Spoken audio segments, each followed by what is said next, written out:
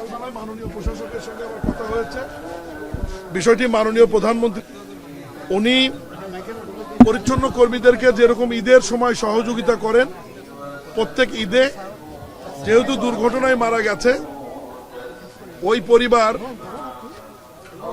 পরিবার আরো যারা আছে তাদের একটু চাকরির আওতায় নিয়ে আসবেন। আপনাদের পক্ষে থেকে একটা হেল্প করবেনই। আপনারা 3 ভাই বোন আছেন, 4 ভাই বোন আছেন, ওনার সৎকার, ওনার দোয়ার অনুষ্ঠান এবং অন্য অন্য বিষয়দের জন্য মাননীয় প্রধানমন্ত্রীর পক্ষ থেকে প্রশাসক মহোদয় এবং আমরা আপনাদের এই পরিবারকে 2 লক্ষ টাকা আমরা অনুদান দেওয়ার জন্য এখানে আসছি, সমবেদনা জ্ঞাপন করতে আসছি। পরিবারের প্রতি আমরা শোকাহত, আমরা দোয়া করি যে আমাদের এই মা পরিচ্ছন্ন কর্মী মহান আল্লাহ যেন তাকে বেহেশতের অন্যতম মাকাম যেন দান করেন। আমরা আর সময় নষ্ট করব না, জুম্মার দিন আপনার সৎকারের ব্যবস্থা করেন। প্রশাসক মহোদয় এটা ওনার মেয়ের কাছে হস্তান্তর করেন এবং আপনারা একটু কেয়ারফুলি কাজ করবেন। এরপরেও আমাদের যে আউটসোর্সিং এ কর্মরত আছে যে কোম্পানির কাছে, সেই কোম্পানি ওনাদেরকে ওনার 1 বছরের পুরো বেতন যা হয় সেটা পরিবারকে দিয়ে দেবে। স্যার 1 বছরের বেতন ছাড়াও স্যার আমরা নগদ সহায়তা করব। 1 বছর নগদ দেবে, দিয়ে দেন আমাদের সামনে দিয়ে দেন। এদিকে আসো।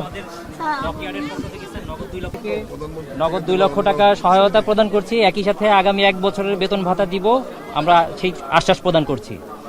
আবার টাকাটা নষ্ট না করে বাড়ির কোনো কাজে বা ভালো কিছু করেন যাতে আপনাদের জন্য আমাদের একজন সিআই এটা আর সব ভাই বোনরা মিলে করেন সিদ্ধান্ত। আমার 4 ভাইরা নিয়ে আসি আপনাদের সামনে। বড় ভাই আসছে, বড় ভাই আসছে। আচ্ছা আমি আপনি আমাদের এই যে অফিসার আছে আমি এটা নির্ধারণ হুমায়ুন সাহেব, না আমি আর একটা কথা বলি, আমাদের বিআরটিএ তেও একটা ফান্ড আছে। সড়ক দুর্ঘটনায় কেউ নিহত হলে ওখানে আমাদের ওনাদের নাম ঠিকানা দিয়ে একটা ফরওয়ার্ডিং দিয়ে পাঠিয়ে দেন, তাহলে বিআরটিও থেকে ওনারা 1 লাখ বা 2 লাখ টাকা এরকম করে দেন। এটা আমরা প্ল্যান করেছি স্যার। আপনার একটা বক্তব্য। কি বক্তব্য? আজকের এই পরিচ্ছন্নতা কর্মী ওটা লাশের বাদ দিয়ে এদিকে আসেন। এখানে বলবেন না? আচ্ছা,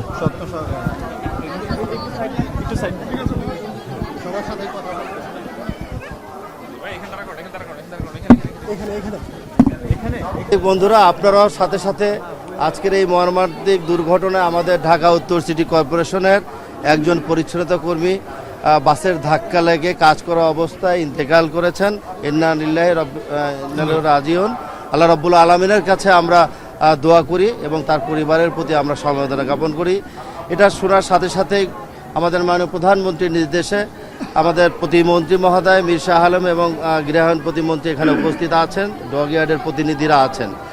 আমরা সকলের কাছে একটা আহ্বান করব, পরিচ্ছন্নতা কর্মীরা নগর সেবার জন্য তারা গভীর রাত থেকে কাজ করার সময় যাতে করে তারা সাবধানে এবং তাদের নিজের শরীরকে রক্ষা করে নগর সেবায় সকলে নিয়োজিত থাকে। আমরা তাদের পাশে আছি এবং প্রতিটি পরিবারের প্রতিটি পরিচ্ছন্নতা কর্মীর পাশে আমরা স্থানীয় সরকারের মন্ত্রণালয়ের নির্দেশে ঢাকা উত্তর সিটি কর্পোরেশন সবসময় আমরা তাদের পাশে থেকে সহযোগিতা করব, এটা আমাদের নৈতিক দায়িত্ব। তবে একটা জিনিস, যারা বেপরোয়াভাবে রাস্তাঘাটে যানজট এবং যেই সমস্ত ড্রাইভাররা যারা রাস্তা গাড়ি পরিচালনা করে তাদেরকেও সতর্কতা অবলম্বন করে রাস্তায় নেমে তাদেরকে গাড়ি পরিচালনা করার জন্য আমি দৃঢ়ভাবে আহ্বান জানাচ্ছি। বিআরটিএর সাথে আমরা কথা বলবো, যে সমস্ত ড্রাইভারদের লাইসেন্স নেই কিংবা ফিটনেসবিহীন গাড়ি চলাচল করছে তাদের ব্যাপারে একটা কঠোর আইনানুগ ব্যবস্থা গ্রহণ করার জন্য আমরা বিআরটিএর কাছে আবেদন জানাবো।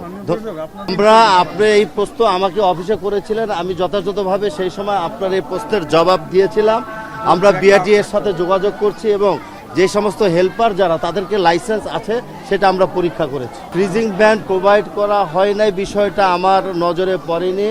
সকাল 7:20 যখন ইন্তেকাল করে সাথে সাথে আমাদের বর্জ্য প্রধান এবং আমাদের অতিরিক্ত বর্জ্য প্রধান এখানে উপস্থিত থেকে তাদের সহযোগিতা করেছে এবং আমাদের যে গাড়ির কথাটা অ্যাম্বুলেন্সের কথা বললেন সেটা তাদেরকে আমার কাছে ঢাকা উত্তর সিটি কর্পোরেশনের একজন পরিচ্ছন্নতা কর্মী বাসের ধাক্কা লেগে কাজ করা অবস্থায় ইন্তেকাল করেছেন। ইন্না লিল্লাহি রাজিউন। আল্লাহ রাব্বুল আলামিনের কাছে আমরা দোয়া করি এবং তার পরিবারের প্রতি আমরা সমবেদনা জ্ঞাপন করি। এটা শোনার সাথে সাথে আমাদের মাননীয় প্রধানমন্ত্রীর নির্দেশে আমাদের প্রতিমন্ত্রী মহোদয় মীর শাহ আলম এবং গৃহায়ণ প্রতিমন্ত্রী এখানে উপস্থিত আছেন, ডগ ইয়ার্ডের প্রতিনিধিরা আছেন।